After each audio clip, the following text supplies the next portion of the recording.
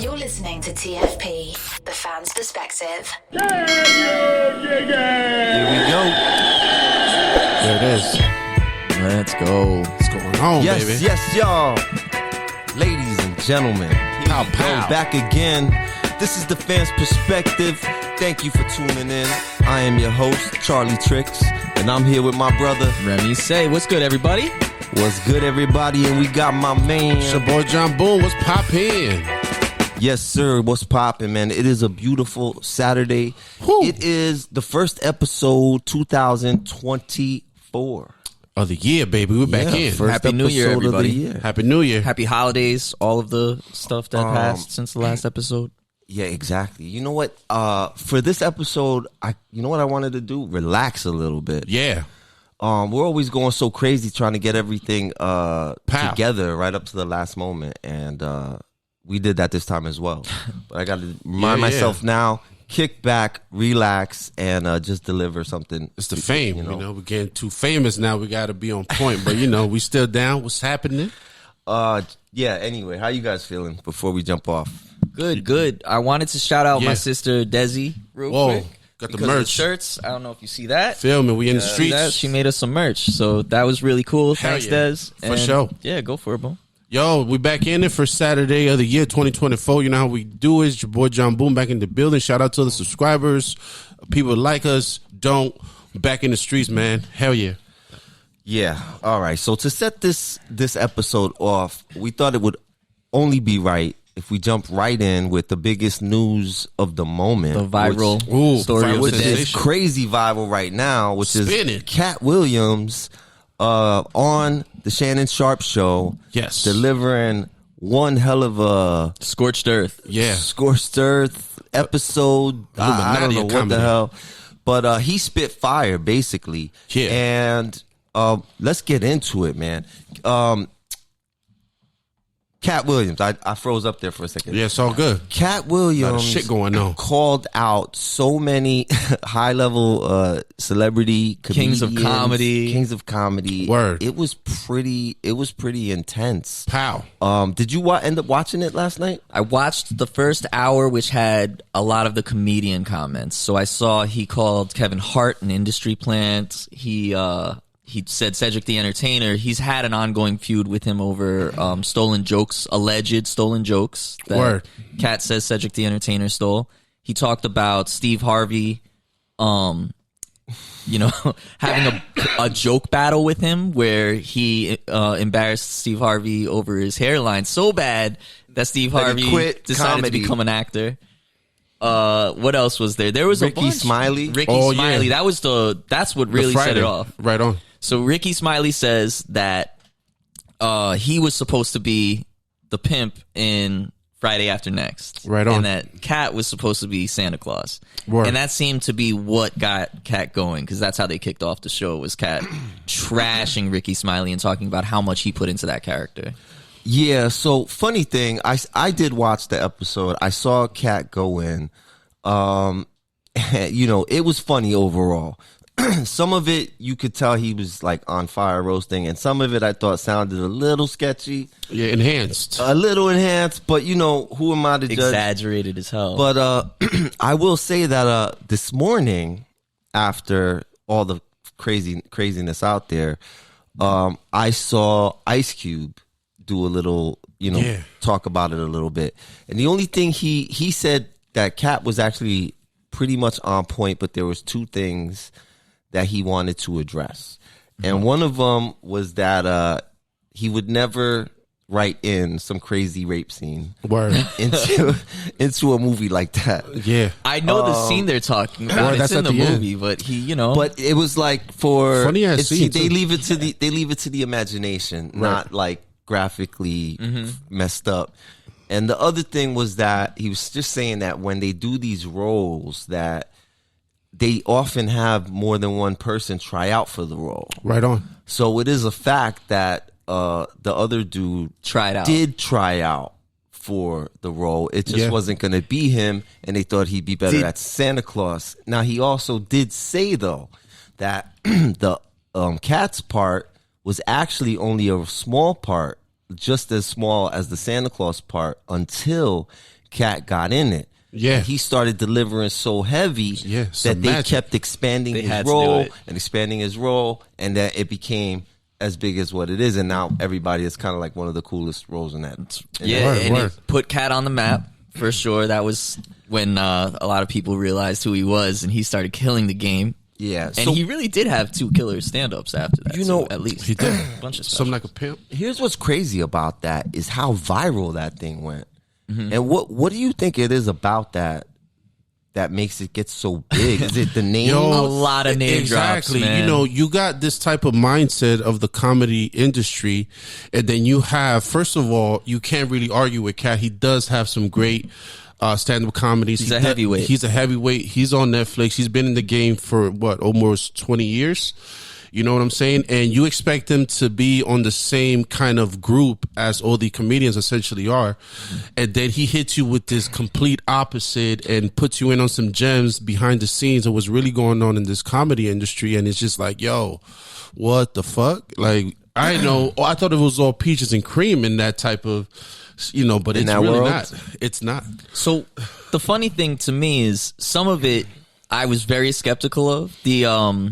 The Kevin Hart being an industry plant one, I just did not believe at all, because I'm a big Patrice O'Neal fan, and I remember watching Patrice O'Neal and Kevin Hart interviews and them telling stories about being on the road and working together, and Kevin Hart grinded to get to where he is. Yeah. Like, I've heard stories about it, and I've seen him on Tough Crowd. I was watching that with Colin, what's his name? Colin something. Damn, I'm forgetting his name. But that show was really funny, and Kevin Hart was killing it even back then. And that's a long time to when he got his own career. But then I also saw, and I think you shared it with me, a clip of Cedric the Entertainer telling a story in a stand-up special that the same exact story was in some 80s sitcom. So I was like, oh, that seems kind of legit. Well, there's already been several things that have been confirmed. That Katt said that the internet has released, videos and stuff for confirmation, like that Cedric clip. There's a bunch of those going around about stealing that joke. And I mean, listen, that old take of the joke, even if that's the oldest one just that we have on record, you still just have proof that it was somebody else's joke. You know what I mean? It was out there. So yeah. But I don't know to say, like, I can't speak on did he steal it, or like you said, is it one of those like dad jokes that was going around that he just felt comfortable throwing in? It's wordplay, yeah. Throwing in his lineup, and but I was just kind of blown away by how big it got, and it's kind of just it's a little bit of a teardown of that circle, isn't it? Like, it felt like it was like a knockoff of a high horse kind of. But I didn't realize, are they all in the same circle, or are they from different? Because Kevin Hart's a totally different generation from Steve Harvey and Ricky Smiley, and then I didn't know Faison Love was that tight with them too, and he caught a stray during it. Although I was looking it up because I remember Katt Williams kept stressing like I've never done drugs. And I was like, I swear I heard a story about Katt Williams being on crack. And that was Faison Love was the one who made that accusation and was saying he was cracked out. When they were on tour together, Faison Love left the tour early. And that's where that comes from. So suddenly I understood where the stray came at Faison. It wasn't really a stray. It was kind of a clapback, I think. I thought the funniest part of the whole interview from Katt was when he said, if you join that circle, you get a light-skinned wife with a funny face who doesn't speak to the media and won't say shit for 20 years. And then you see it, and the internet right away researches the information, and you see all their wives have the similar features. So, like, you know what I'm saying? He's not capping. But the thing is, they threw in people who weren't even that Katt Williams didn't even mention. Like Eddie Murphy was one of the people in one one of the images, and I was just like, man, they're compiling whatever they can. Well, so listen, I the don't thing know, is, but look, they just pieced together a photo. Your mind was already looking for that. Exactly. You know what I'm saying? You were already like, oh, yeah, this is it. They look at their faces. Oh man, even if it's I never heard any of those women interviewed. It's a good copy and paste and situation because they're all comedians. It's convincing. It's very convincing. But did he enhance the truth? Yes. Even though it's a podcast on Shannon Sharp, it's a 1-on-1. they're drinking cognac. At the end of the day, you got two huge celebrities talking in a different way that you don't expect them to talk. So yeah, TFP, we're doing our thing, but that's like, he knew, and as Ice Cube explained, Katt Williams is a well-prepared person. Mm-hmm. So he came in there with the truth plus his enhancements to make that shit spin the way it's spinning right now. Yeah. He's a genius. Yeah, no doubt. No doubt. He looked like he knew what he was gonna do. He knew what he was when he walked in there. Right on. He came ready to spit some flames. One thing we should mention too is it's a long interview. It's 2 hours and 40 minutes. Word. And the portion I saw was the first hour or so. So what I'm discussing is only the first hour. He also got into how he left home and issues at home. Like, he got very personal. There's yeah. a There's lot of too. stories in there about how he made it and what he went through. And I don't know if any of that's enhanced or not, but it was interesting and things I didn't know about him, which was cool to see too. So there's also all this extra stuff that comes with that. For the podcast. net, they're gonna take that first hour and chop it up because that's the juiciest part of the motherfucking steak. That's the viral part. The other part is like, okay, it's something that they can't use, but and the thing is, he's always funny. Yeah, like, he is funny. So Shannon Sharp gives him some, a light pushback on something he says. I think about Steve Harvey and Cedric the Entertainer. Yeah. And he said he had a line. It was like a bar where he was like, "I'm not used to you associating with losers like this." And it was so smooth. Yeah. Word up. It was funny as hell. All right. Listen. Came ready. Let's give a shout out to my man Katt Williams for once again coming out on Big top, gato. roasting the shit out of everybody in what was possibly the most watched. I think it was like the most watched for the first 24 hours. It might even still be. Word. Insane. But shout out to him and shout out to Shannon Sharp for handling that. He knew it. And one thing I wanted to say, Johnny, about we were talking about that, what you mentioned was that in the beginning of that, I saw Tim Black say this, that Shannon Sharp says, we're just two guys talking, having a drink. So take from that what you will. Yeah. And he mentions that Katt might be litty even before he was litty before that. Like I said, take from that what you will. Got the best yak in the world? I mean, shit. This one?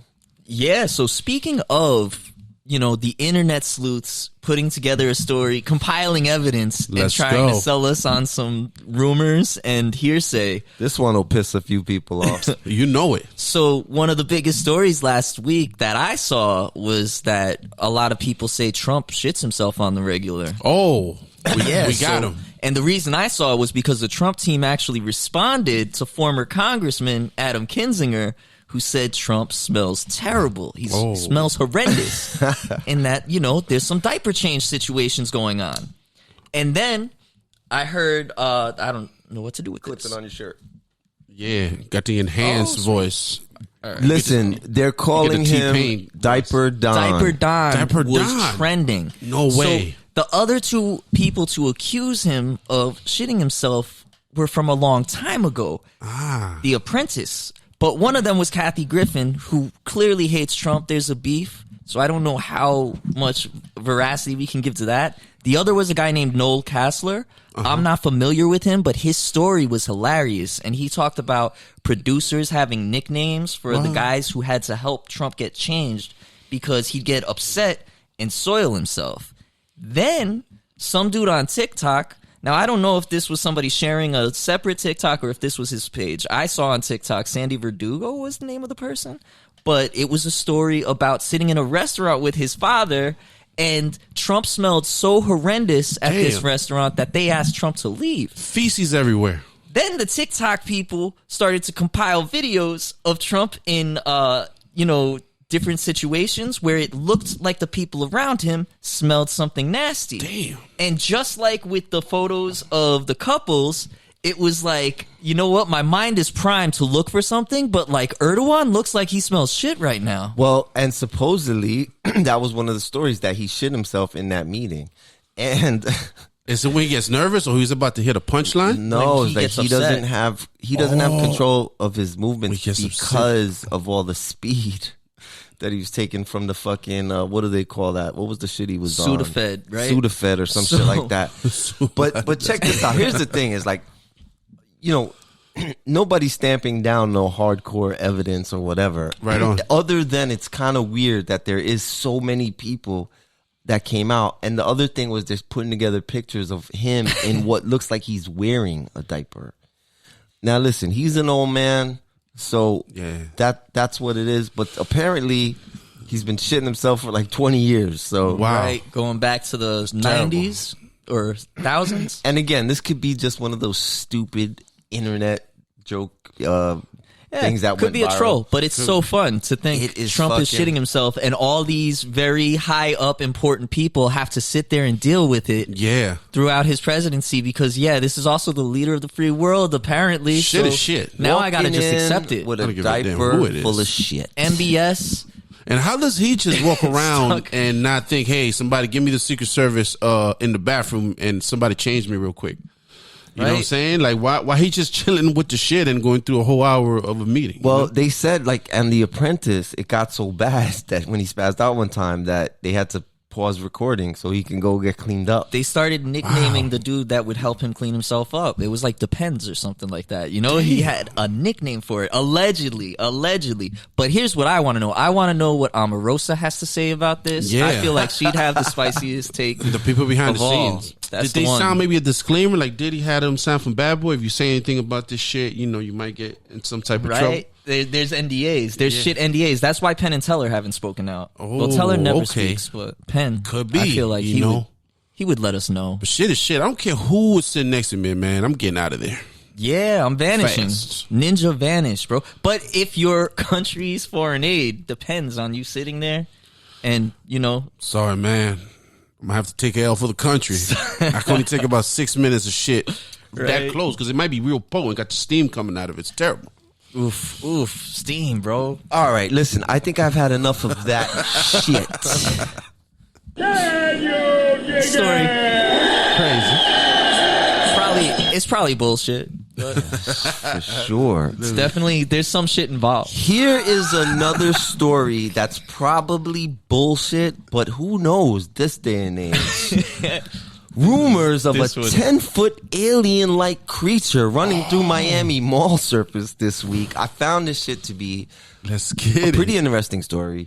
Yeah, so basically, here's the deal. Give me the scoop on that shit. There was an incident that went down, and if you catch the spliced up versions of this on TikTok, it is pretty wild. Now, I will say, there's an incident, and what happens is it looks like what appears to be every single cop that could possibly work in Miami in their car, vehicle, Lights going. converges on one location, Miami Mall.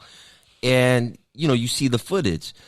Apparently during that time, there was like no fly blackout in the area, all sorts of weird shit. And there's also no cell phone footage from any of the people that were actually in the mall when this was going on.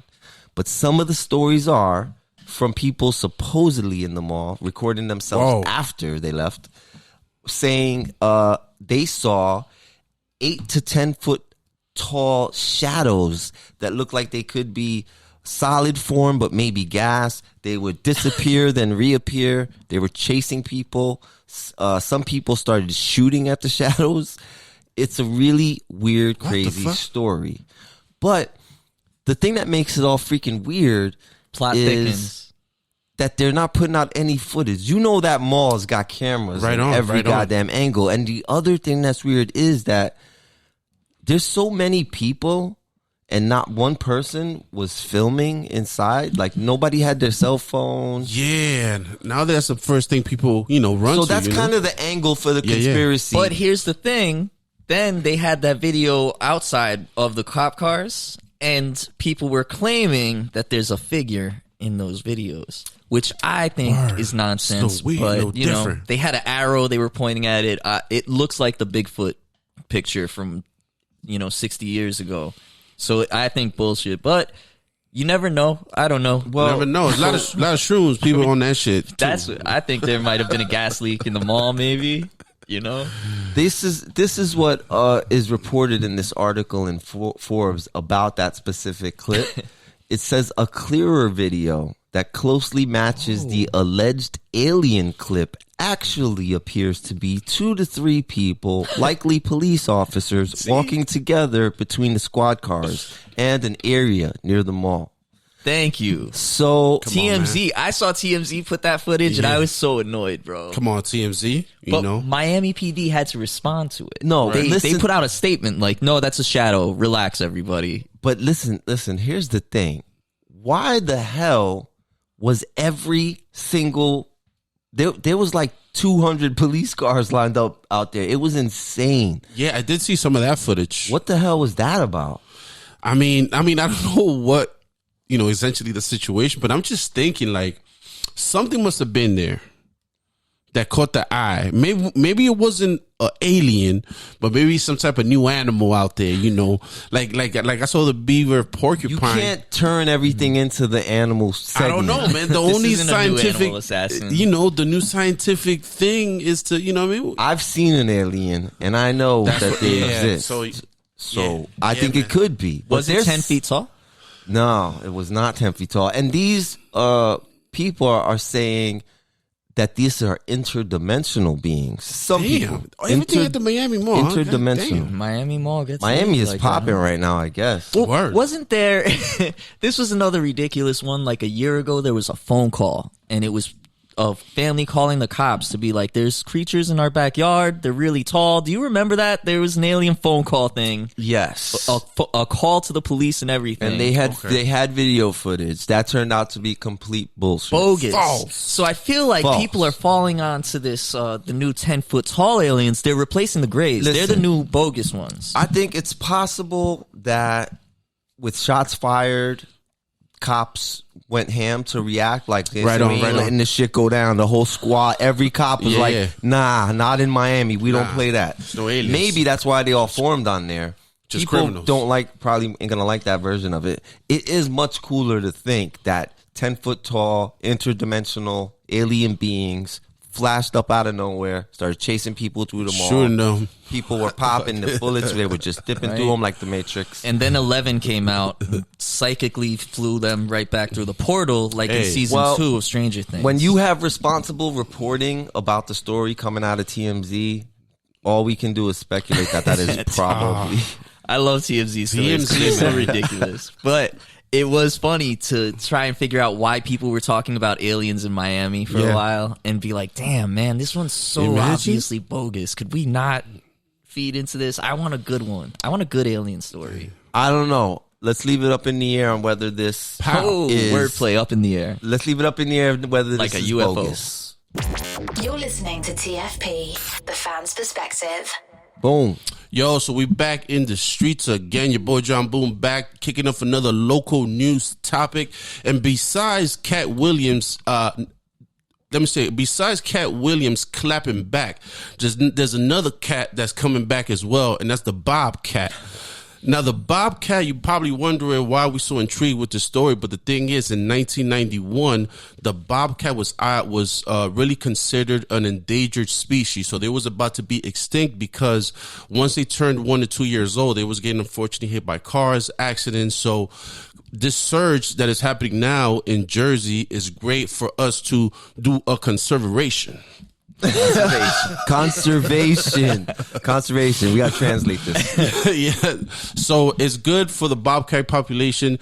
It's been so good that there's a community group that has built passageways for them to mate, do their thing, have their own little habitat so no humans can get involved. So now surely it's going to be a bunch of bobcats roaming the tough streets of New Jersey. I'm going to get one for myself so I can raise bobcats, and just in case any burglar tries to run up in my cul-de-sac, John got a fucking backyard full of bobcats. Yeah, so thanks to the sanctuary and the efforts in New Jersey, the bobcat population has actually doubled in size. It's still light, but it's doubled. Yeah, it's gone from like 100 to 200 or something like It that. went But from that's like good. 2 to 400. 2 to 4, okay. But that's good. You know, they're increasing. They've got their sanctuary, and they're not getting hit by cars because they have a little a place away. Yeah, a little Lion King hut going on over there. No hyenas. No hyenas, exactly, man. So, but besides that great news that's going on in Jersey, we're going over to the tough streets in Alpine, which is a combination of good news and bad news. So Alpine has a famous falcon by the name of the Beast. Beast. The reason this falcon got the name of the Beast is because it killed a young bald eagle while it was trying to attack its children in the nest. And the falcon came down and beat the shit out that bald eagle. And Alpine residents, which are bird watchers, they saw this fight and named it the Beast right afterwards. Very famous people come to watch it. It is always there, but for some reason it has been missing for a month. So I don't know if the Beast has been kidnapped by the other bald eagles, because bald eagles is America bald eagles. Revenge. I don't know. But the falcon is missing. If anybody in Alpine in the community knows about the falcon, the Beast, give your boy jhanboom a holler. You know what I'm saying? Because I need to know what happened. But either which way, having a falcon up in North Jersey as just roaming the streets is fucking awesome. Pretty cool. Well, listen, having a falcon named the Beast with the reputation for slaying a bald eagle, yes, who tried to mess with his little nest, that's something. We crazy. May have to consider him for animal assassin. Assassin. He did assassinate. He's MIA though. He's he got to come back, because what about if a bigger eagle caught him? You know what I'm saying? So right. Or did the Beast get too close to the Bobcats? Who would win? Well, we remember Flacco the owl, which went out to mate. So is the falcon out there looking for another falcon, get a little bit ass, come back in 2 months? There was also Nigel the parrot who came back. Yeah. Morgan. So it's still early. It's still early in the game. It's just been about a month. We may be back on this story in a little while. You know what I'm saying? But the Beast, everybody keep your eyes out for a falcon that looks particularly badass. And will attack your ass no matter what size you are. And hates bald eagles. Well, but not in an unpatriotic way. Yeah. Let's jump to another story about something a little less ferocious looking, actually a little cute thing you would think, causing a whole lot of damage to our Great Lakes. Not so little anymore. And that is the goldfish. So this story is interesting. Check this out. The tiny goldfish might look cute in a fish bowl on your shelf, but if released into the wild, it can grow to a terrifying size and become a menace to the ecosystem. They eat pretty much anything and everything, root up plants, causing the water to become cloudy and dark, and reproduce and grow so quickly that almost no predators can stop them. Yeah, feral goldfish have been invading much of North America. I can't help but laugh at this story. Yo, the goldfish takeover. Damn it, man. Who would have thought? Goddamn goldfish. Not me. Pigs last week, goldfish this week. Yeah, who would have thought that little cute goldfish would be causing such a problem? Goddamn. Let's continue with the story here. Let's get it. Check this out. You know, while goldfish may seem small and vulnerable, they're actually very good invaders. They're hardy and adaptable, able to survive and thrive under a wide range of temperature and oxygen conditions that many native species can't handle. Okay. Now check this out. They were causing such a problem that they decided they didn't know what to do with them. They didn't really know much about them when they get into the wild. Mm-hmm. They decided to study them to figure this out. Yeah. So because you can't deep fry them. They don't taste that good. They got this a biologist to put together a team. They ended up capturing like 19 of these goldfish. They were all over a foot long and over 3 pounds each. Damn, that's a golf ball. They basically tagged them and released them back to see, you know, what their patterns were and what they can do to try to stop the damage that they cause to the ecosystem. And interesting thing they found was that they always kind of meet up at the same place when, like, right before the winters or right before like mating season, and then they all meet up again in another location like right before the spring when they like head out. And I guess they're gonna try to use that to help control the population a little bit. But who would have thought your cute little goldfish, when you toss them out in the lake, they become giant monsters and destroy the ecosystem. Better off flushed. You know, exactly. That's what I was going to say, man. All these goldfishes that were flush, they made it through because they say they came out on top of a lot of harsh conditions and shit. So maybe they reunited into sewers, got tired of the shit, came back up, ready to start some shit. They Nemo'd it. Obviously, our Goldfish is not making the assassins list. That's for sure. Been the annoying list. But they are adaptable. Jeez. I mean, they're way tougher than what you would think, How big can the gold? They said they don't really put a limit on it. There's no inhibitor there. How big? These fish here were over a foot long and 3 goddamn pounds. You I've never seen a goldfish that big. But you know what? That kind of explains to me why you get very young children, always one of their first pets, goldfish, because it's so easy to keep. Because it's hella adaptable, which suddenly makes sense. You throw it in a lake, and it's got all the food it needs, and it's never going to stop eating. Change the game. Change the survivors. Game. Species that survive. The pigs last week and this goldfish, they don't seem harmful in the way like they're going to attack you like a bobcat would. Instead, they just wind up eating all the vegetation and multiplying super fast. So check this out. Speaking of that, right? So they put these controls in for the wild carp, and they've seen it's helped what they've done. So here's this little quote. It says, "We've seen significant drops in invasive carp populations, so we know controls work. If we can get our hands on them, we can make a real dent in their population." Talking about the goldfish. And here's another quote, because we were just talking about this. "Biologists must fight any perception that goldfish are harmless species when released into the wild. Oh, okay. Tossing an unwanted pet into a pond or flushing it down the toilet don't flush can have serious consequences for our lakes and wetlands." Damn. So don't flush it either. Don't flush that little guy. Bury it in the backyard. Look what happened. Told you they'd start a cult. Damn. Oh, man. All right, let's leave that at that. Can you dig it? Speaking of sea life, Yo, so we're going to keep it right in the sea life, but this is sea life related to food and restaurants. Now, this story is not a brand new. This story was actually published last November by CNN. You know what I'm saying? So I'm going to give you a little bit of the story. It's related to Red Lobster's endless shrimp deal was too popular, company says. So you endless shrimp eaters, you fucked up and fucked Red Lobster up. But either which way, let me give you a little bit of the article, then we're going to put our own ass on it. So it was a simple plan. Business tends to slow down at Red Lobster locations during the third and fourth quarters. So its parent company, Thai Union, launched a new promotion for $20. Customers could eat as much shrimp as they wanted.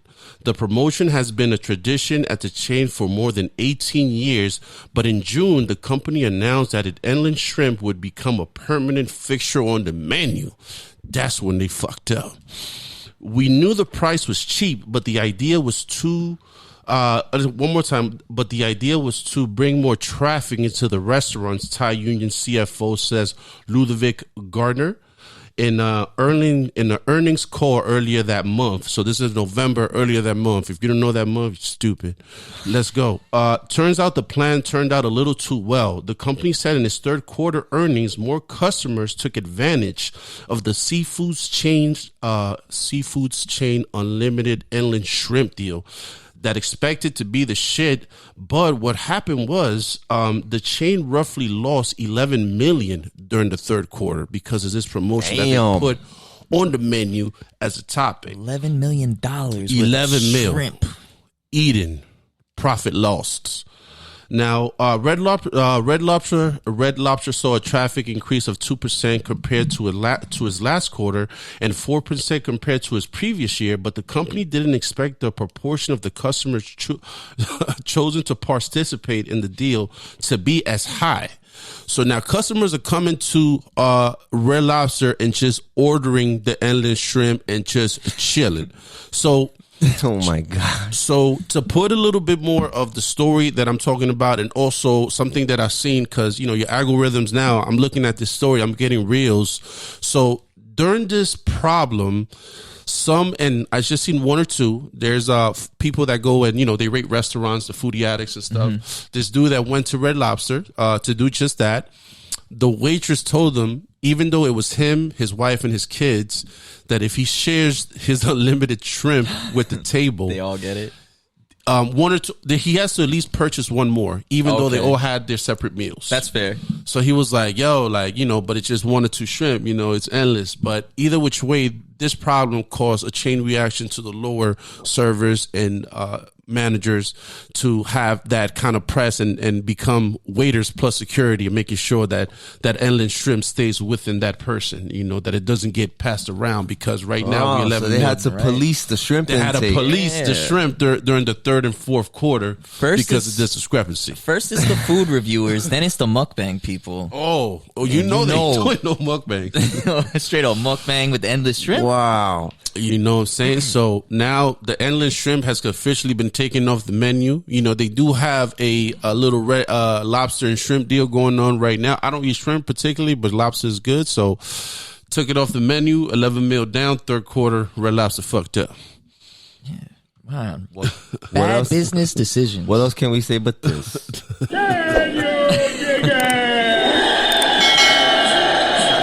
So check this out. Ariel Helwani just broke this. Francis Ngannou is going to face Anthony Joshua. 10-round boxing match in Saudi Arabia is going down. Damn. Francis Ngannou still getting the bag. Stays Heavy out winning. here. Big That bags. man went from, you know, all those issues with the UFC, Dana, dealing with a lot of people who were doubting him. He had he first of all signed a great deal, you know, that allowed him to do the MMA thing and box. His first boxing match, Tyson Fury. His Word. second boxing match, fucking Anthony Joshua. Whoa. And, you know, depending Big moves. how this goes, you know who's going to end up being Who next. knows? Sky's the limit. Yeah, it's only top dogs. You don't go Fury, Joshua, and then, you know. jhanboom. I could see, depending on how things go, you know, with Fury and Usyk, if Fury were to lose and Ngannou were to win, a rematch being organized, because that's a big money fight. Like, Who you think is next though? Like who y'all got in the plate? I think right now I'm looking at a Fury rematch if Usyk okay. beats him. But Gotcha. my thing is, it was cool to see Eddie Hearn go to Ariel Helwani and talk about it. And Eddie Hearn was saying how this is the bigger fight than the Fury one, only because everybody was so skeptical, at least in the boxing side of things. Everybody thought it was a joke. Anthony Joshua himself called it a gimmick fight.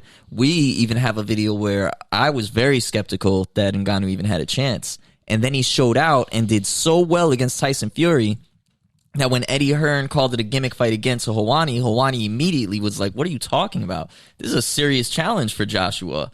And Eddie Hearn was like, see, exactly. That's why this is a bigger fight. Because now there's a belief that Ngannou could do the shocker and win this fight. If he hits Joshua the way he hit Fury on the knockdown, that's probably lights out. Joshua doesn't have that type of chance. I think Joshua's also going to fight a way more cautious and strategic fight, knowing that now, because they're all looking at it a certain way now.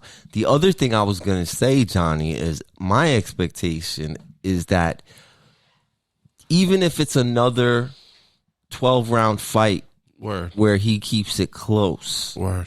it's going to be a win for him. And I think the next fight after that's going to be Deontay Wilder. Ooh. And he's going to have the heavyweight boxing that whole circle of fights is just fun to watch. Right. And he's making it more fun and interesting, and he's getting a fucking bag. Shout out to Francis. Yeah, I just think the Wilder fight, I would have said Wilder, except that he just lost in a not the best fashion. So I'm now I'm on the outs on that one and thinking, man, I think it's a Fury fun would be fight more with fun. a big name. But it's the two hardest punchers from two different, Saudi sports. Arabia. Now this is the thing that I'm noticing, and y'all let me know what y'all think about it. Like Saudi Arabia, Dubai, saying, are they offering? I don't know if y'all know how much he's making in this one, but I feel like out of the country, they're just offering big entertainment money. To come over. Oh, You for see it? sure. You see it Easier in, than the U.S. In soccer, you see it too. Saudi Arabia has made big investments in Word. superstars of soccer, like Cristiano Ronaldo was kind of the one that broke the Word. Yeah, and Saudi Arabia, Whatever, that movement. They're taking over boxing right now. They Yeah. they held that last event. Didn't just have Ngannou and fucking Fury fighting. They brought out the who's who of legends of boxing and even MMA guys, and had them all front row chilling. Everybody who was anybody in boxing was out there. Wow. So, yeah, that was dope. Mike Tyson directly involved, coaching Ngannou and stuff. So Yeah, it was a really fun event. It was really cool to see. And Ngannou did so much better than everyone expected that this had to be a guaranteed investment. Yeah, he knocked him down like in the third round. Yeah. One shot, dropped him. Fury had to do a bit of a comeback because Ngannou caught him by surprise and had him, Had him shook made up. him have to work. Yeah. So it was a really enjoyable fight. That was a big aggressive motherfucker, bro. You can't just, you gotta be careful with that, man. He did good. This is going to be a very tough fight for him. Yeah. If he does good again, which, I'm not going to sleep on the guy because Right. that guy has proven everybody wrong time and time again, man. The Ngannou story needs to be a biopic or something because Seriously. he literally traveled shit on. from place to place trying to get better and better and make it in the sport. Then he lost to Stipe Miocic and immediately Dana White threw him under the bus for that loss. Dana White. He made his comeback, got all the way up to Stipe, beat Stipe when a lot of people were doubting that he could. Then when Cyril Gane came along, everybody thought Cyril Gane was going to beat him. He had a torn ACL and still took that fight and beat Cyril Gane. Then when he left the UFC, everybody threw him under the bus and said, what a dummy. That's where the money is. He's never going to get what he wants. He got the deal he wanted. And then the Fury fight, including myself, I had all doubts about how well he would perform in that fight. I just wanted him to make it look decent. And he completely excelled beyond everybody's expectations. People thought he debatably won that fight with Fury and were upset about the decision, which it was close, I think. Yeah, definitely. I mean, amazing performance. Yeah. He did. A lot of people argue he won it. So yeah, now he signs the Joshua fight. These are a series of everybody doubts him, and he continues to surprise everyone. And who knows where this finally meets its ceiling, but it's been one of the most exciting and fun rides in all of MMA careers in history, in my opinion. yeah, shout out to Francis for fucking bringing my interest back to boxing. Boxing, baby. How? Can you dig it? Go right into the story. So we're back. We got a couple of more serious topics, interesting things. Sure. This story caught my attention because it's so out the box that I had a lot of different thoughts about how to address it or what's going on with it. But the New York Post reported police investigating first case of girls' virtual gang rape in metaverse. British police are... Wow. Yeah, this is out Jesus there. Christ. This is crazy. But British police are investigating the alleged gang rape of a girl's avatar in a virtual reality game in what is believed to be the first probe of its kind involving the metaverse. The alleged victim, identified only as a girl under 16, was wearing a virtual reality headset in an immersive game when her avatar, an animated representation of her, was raped by those of several men. The Daily Mail first reported. What's going on, man? Although the accuser did not sustain any physical injuries, she may have suffered trauma similar to someone who'd been raped in real life, police sources told the outlet. There is an emotional and psychological impact on the victim that is longer term than any physical injuries, a senior officer familiar with the case told the outlet.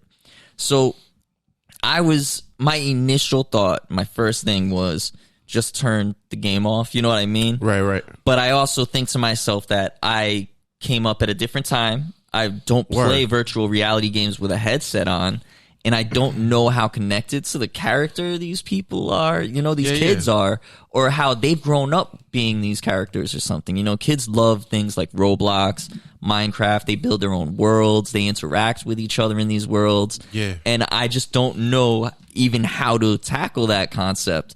But I thought there was a really good article in The Guardian discussing some of the aspects of it, and it's called "A Girl Was Allegedly Raped in the Metaverse. Is This the Beginning of a Dark New Future?" by Nancy Jo Sales.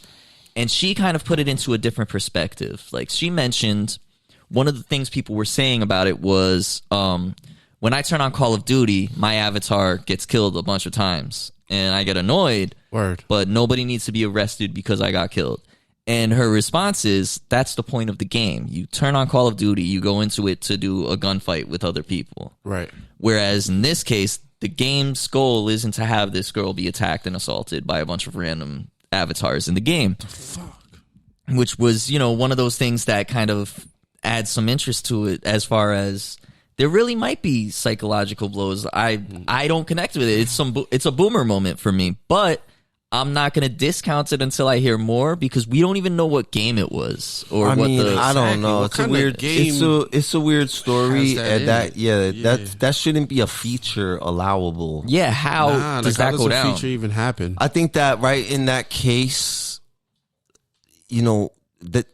unless you're playing Grand Theft Auto, and even that has limitations. Right on. You should not. That shouldn't be a feature. Like, that shouldn't be a thing you can do. And then what exactly it constitutes that it was an assault like that? Because I was telling you guys, back in the day when you played Halo, people would get taken out, and then the celebration after getting killed was somebody with teabag, which was literally ducking to be like, "Oh, my ball's in your face." Yeah, well, I think the it's like, man, that the thing is that that's an assault if you're doing virtual assault, but I don't know.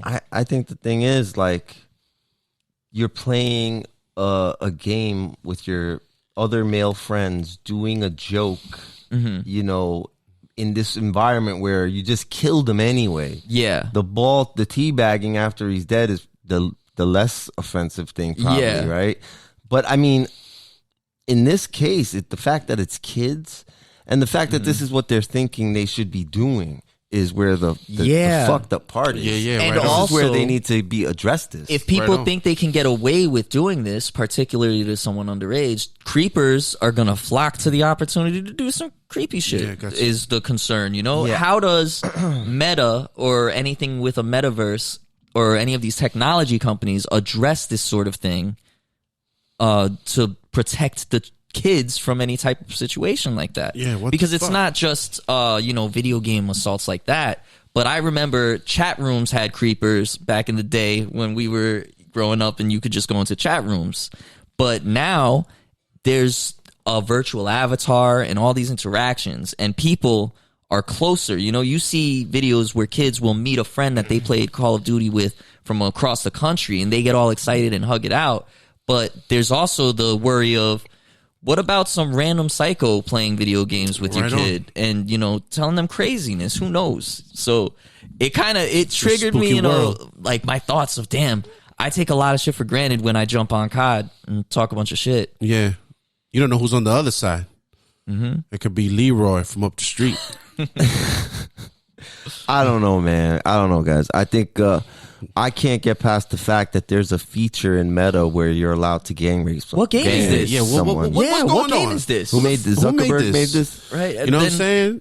Like, I think of the metaverse as a Probably place. bullshit. Yeah, like, you can do some, but not this type of weird shit. Like, what the fuck's going on, man? So there is the bullshit factor of these sources of news aren't my favorite. The Daily Mail and New York Post. I have had plenty of issues with them being sensationalist or exaggerating or leaving important context out of stories, because I don't know. It's possible that this is a ridiculous story. Who knows? There's not a lot of detail. But yeah. Who got time for this, Well, man? somebody who wants clicks. Oh, and yep, lots of and they reads. got us. And, they got us reporting on it. But I did think it was protecting people from all this craziness. There's all this stuff that's gone on about physical kidnappings, human trafficking things, but also the virtual world is a whole new wild, wild west where people can do things psychologically damaging, I guess. So psychological. I don't know. All right, well, let's hit it with this.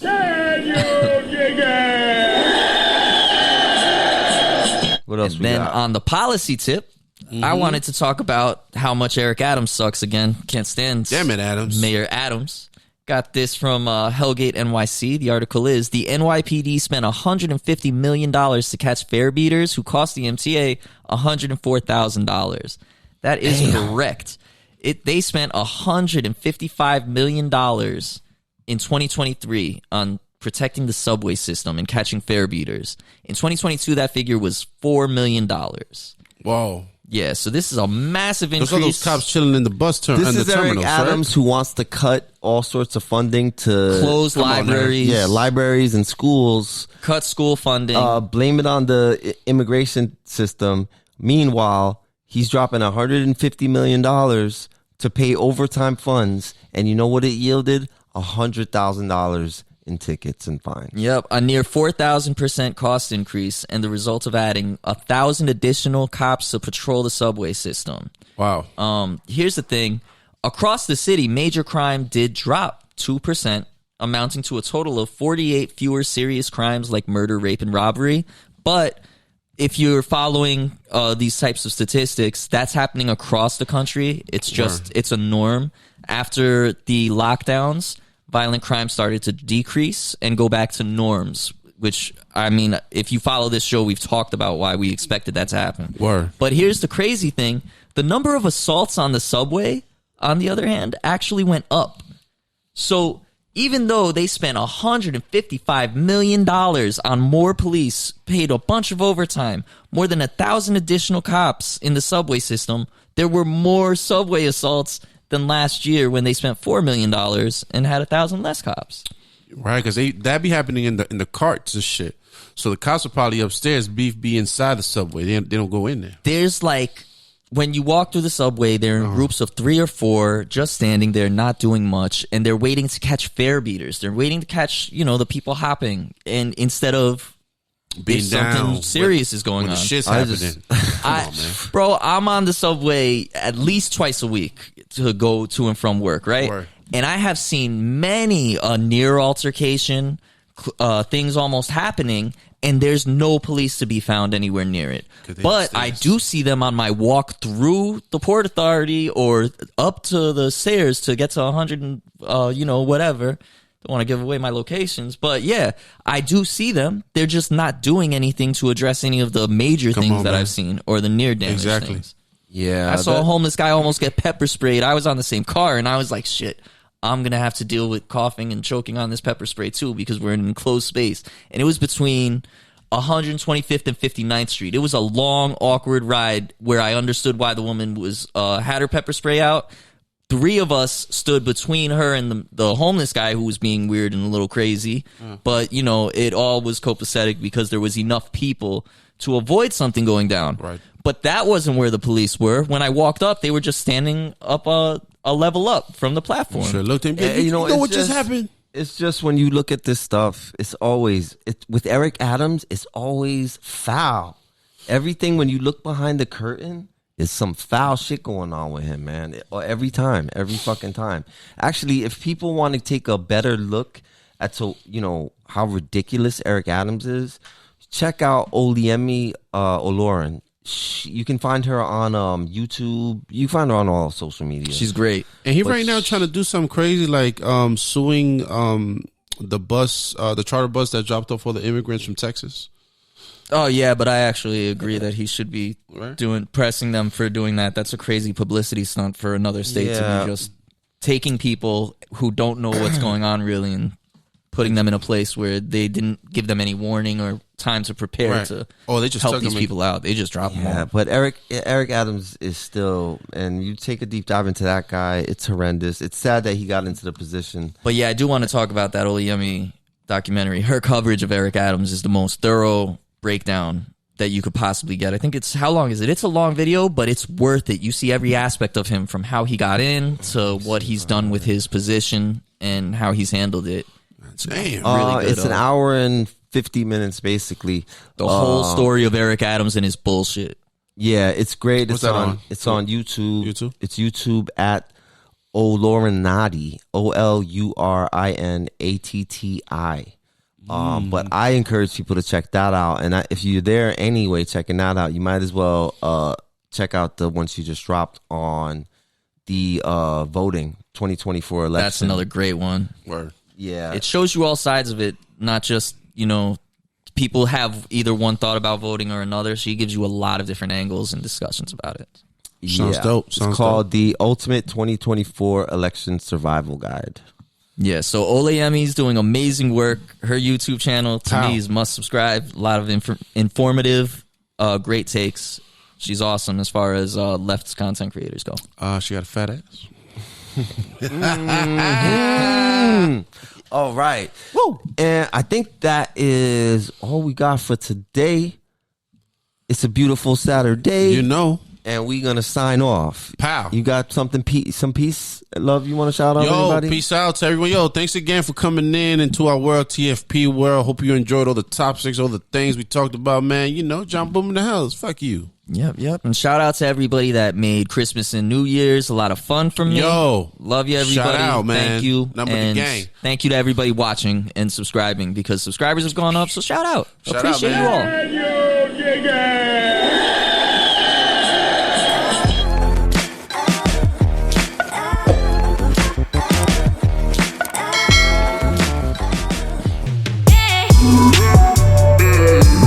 You're listening to TFP, the fan's perspective.